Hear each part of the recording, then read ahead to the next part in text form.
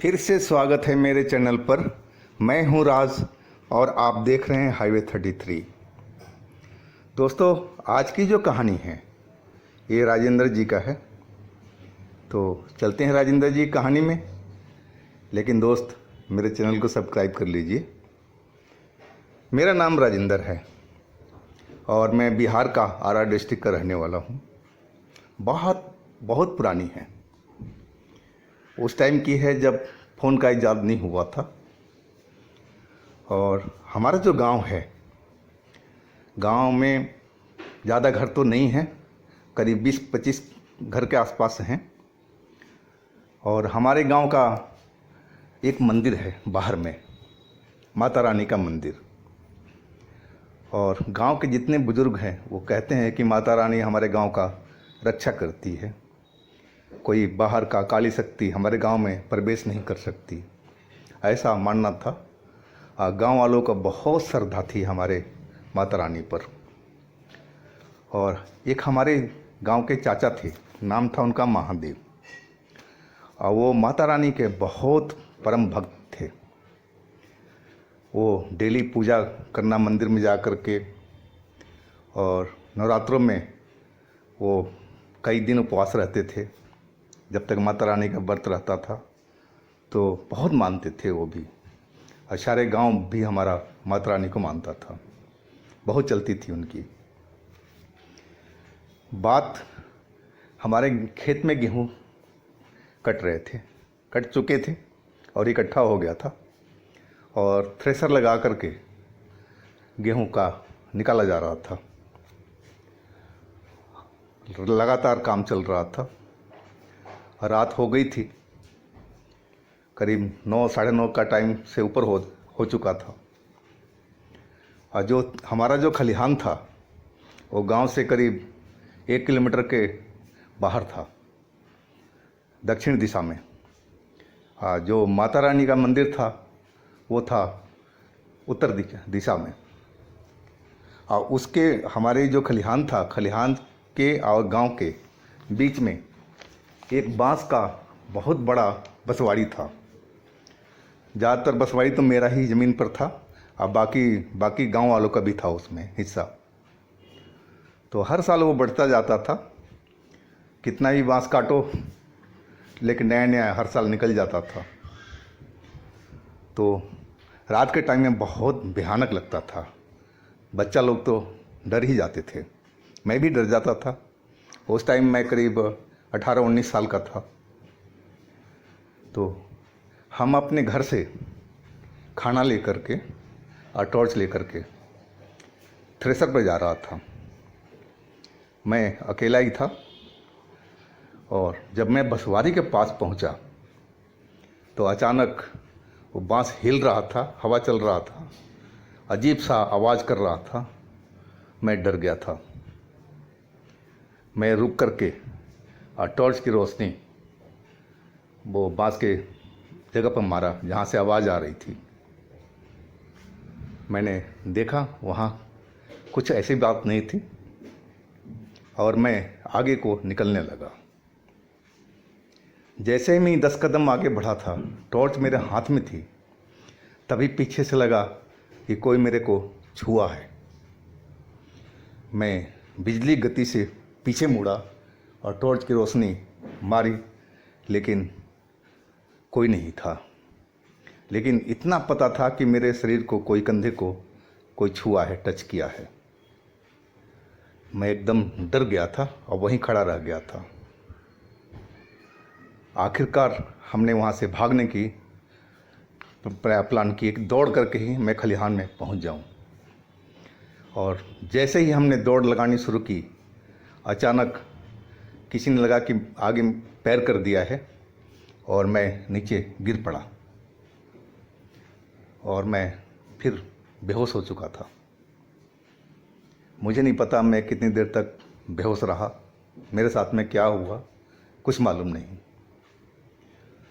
बहुत देर के बाद में जब मैं खाना लेके अपने घर वालों को थ्रेसर पर नहीं पहुंचा, तो हमारे जो चाचा थे एक, वो घर की तरफ चल पड़े थे।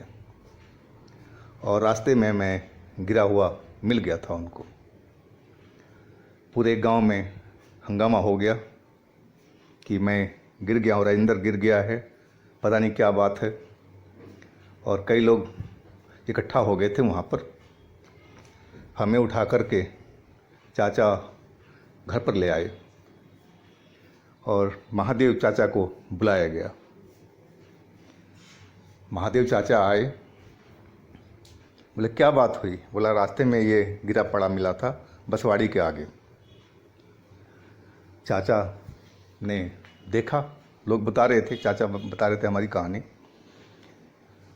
वो हमारे सर पर हाथ रखा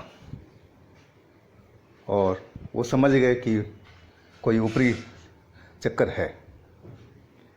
फिर वो लोटा का पानी लेकर के और हमारे चेहरे पर मारा और तब जा कर के मुझे होश आया। होश आया तो मैं किसी को पहचान नहीं रहा था, ऐसा हालत हुआ पड़ा था। किसी को कोई भी आवाज़ देता मैं सुनने में ताक रहा था। मुझे अपने शरीर का कोई होश नहीं था।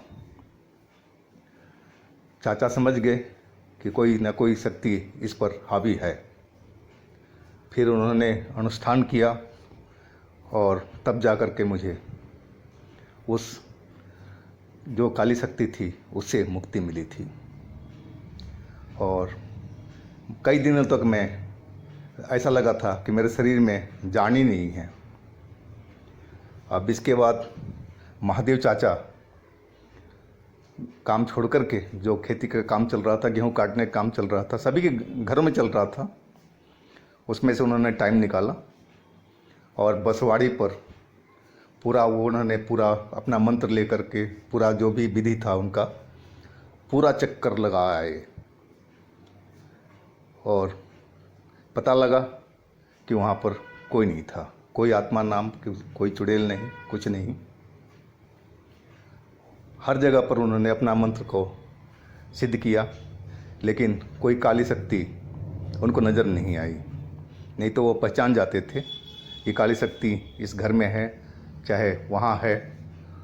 उनमें ये पहचानने की कुवत थी, लेकिन उनको कहीं नहीं मिली। 2 दिन तक ये इस काम में लगे थे। गांव के बाहर बाहर माता रानी के मंदिर में भी गए थे, वहाँ भी पूजा किया था। और फिर उन्होंने डिक्लेयर कर दिया कि ये जो शक्ति थी ये कहीं बाहर से भटकती हुई आत्मा थी।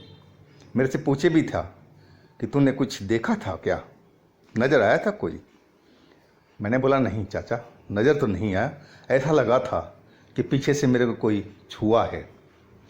और मैं डर करके जब भागने लगा तो अचानक किसी ने टांग लगा दी और मैं नीचे गिर पड़ा था। बोले ये कोई बाहर की भटकती आत्मा थी और तू अकेला मिल गया, और बच्चा था, 18 साल की उम्र कोई ज़्यादा नहीं होता, कच्चा उम्र थी, इस पर तेरे पर हमला कर दिया वो। और वो आत्मा अब यहाँ पर नहीं है, जो भी चुड़ैल भूत जो भी है अब हमारे गांव के आसपास भी नहीं है। और बाकी उसके बाद में हमारे गांव में कोई ऐसी कोई घटना नहीं हुई। लेकिन जो हमारे महादेव चाचा हैं वो लगे रहे थे कि हमारे गांव में इस तरह का कभी घटना नहीं। दूर दूर के गांव के लोग आते थे उनके पास में, किसी को भूत पकड़ रखा, किसी को चुड़ैल पकड़ रखा, तो वो मंदिर में ले जा कर के पूजा करते थे और उनका भूत उतार के भगा देते थे। हम लोग बचपन में देखते थे और हंसते थे कि कहीं भूत नाम की कोई चीज़ होती है क्या, लेकिन नहीं।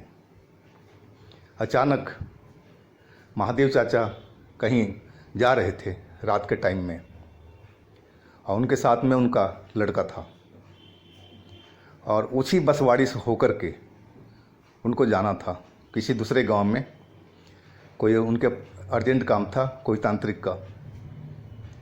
और उसी बसवाड़ी से आगे को ये निकल रहे थे। तभी वो जो प्रेत आत्मा जो मेरे को पकड़ रखा था वो मिल गया उनको, उनके लड़के को ही अटैक कर दिया था। वो फिर अपने लड़के को नहीं गए, वो वहाँ जहाँ जाना था वहाँ नहीं गए, फिर वो लेकर घर पे आए और एक दिन में जा कर के वो लड़का उनका सही हुआ था, मुझे इतना याद है। हाँ, फिर वो अपने इस काम में लग गए कि इस भूत को पकड़ना ही पकड़ना है। लेकिन भूत ऐसा छलावा था कि महादेव चाचा के हाथ में बिल्कुल नहीं आ रहा था, वो उनसे छिप जाता था। बड़ी कोशिशों के बाद में महादेव चाचा ने उस भूत पर काबू पाया था और उस भूत को कहीं छोड़ के आए थे जो उन्होंने बताया था। और वाकई उस दिन के बाद में हम लोग तो अब शहर में आ चुके हैं और गांव के लोग बताते हैं कि उसके बाद में कोई भूत प्रेत का साया हमारे गांव के लोगों पर कभी नहीं पड़ा है। महादेव चाचा तो अब रहे नहीं, उनका लड़का है, लेकिन वो तंत्र विद्या का कोई काम जानता नहीं। तो तंत्र विद्या का काम हमारे गांव से अब महादेव चाचा थे तभी चल रहा था, अब तो कुछ भी नहीं है। अब तो जो लड़के हैं सब बाहर निकल गए हैं गांव से, शहर में जाके बस गए हैं, पुराने लोग ही गांव में रह गए हैं। लेकिन अब ऐसी कोई विपदा हमारे गांव पर आई नहीं है। तो ये थी हमारी कहानी मतलब राजेंद्र जी की कहानी। तो आज की कहानी हम यहीं समाप्त करते हैं और आशा करता हूँ कि कहानी ये छोटी थी लेकिन आपको पसंद आई होगी। और हाँ दोस्तों, हमारे चैनल को सब्सक्राइब कीजिएगा, लाइक कीजिएगा। और साथ में हमारा दूसरा चैनल चल रहा है हाईवे नाइट, उस पर विजिट कर लीजिएगा, उस पर भी अच्छी कहानी हम रोज़ दे रहे हैं। और आपके पास भी कोई अपनी आप बीती है, कोई कहानी है, कोई घटना है, तो हमें इंस्टाग्राम पर या व्हाट्सएप नंबर पर शेयर कीजिएगा, हम आपकी कहानी ज़रूर बनाएंगे। आप लोग अपना बहुत बहुत ख्याल रखिएगा। भगवान आपको खुशमंगल रखे। नमस्कार।